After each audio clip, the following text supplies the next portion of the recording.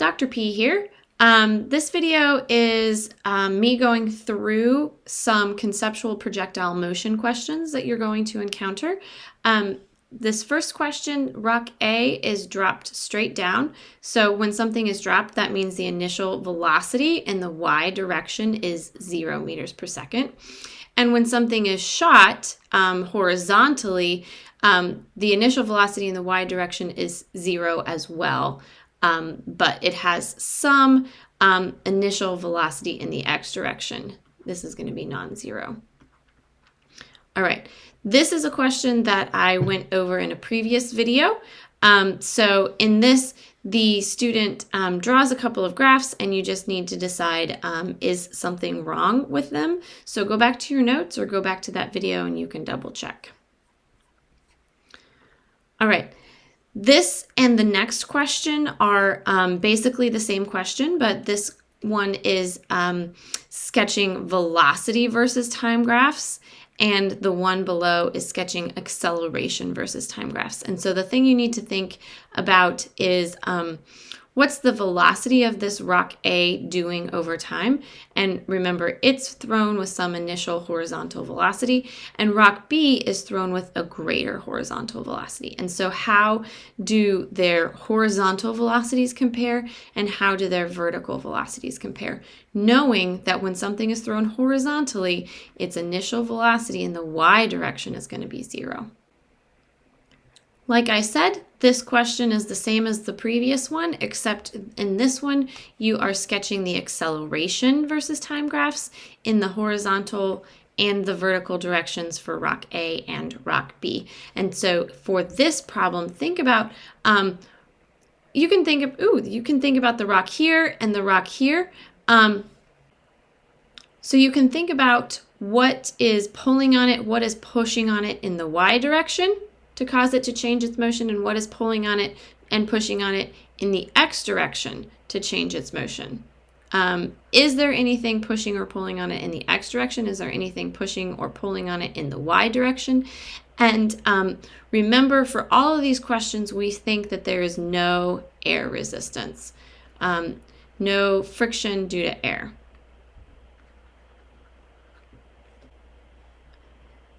This question is a ranking question, and the whole goal is to rank the time that it takes for the bullets to hit the ground. Now, some of these bullets are shot from different heights, so 20 meters, 30 meters, 40 meters, different heights. And some of them are shot with different velocities. So we have a couple that are shot with 800 meters per second velocity, one that's a little bit slower and one that's a little bit faster. And so how do these heights and how do these initial velocities in the x direction, how do they affect the time in the air? If you shoot something faster, will it spend more time in the air? If you have an object that is starting from a higher height, will it have more time in the air? This is fairly similar to the previous question where you have a couple of toy trucks. They're at the same height, but one is going twice as fast as the other one. And this student says, is comparing the time in the air for the trucks, and they say the faster you go, the less time it takes to get there.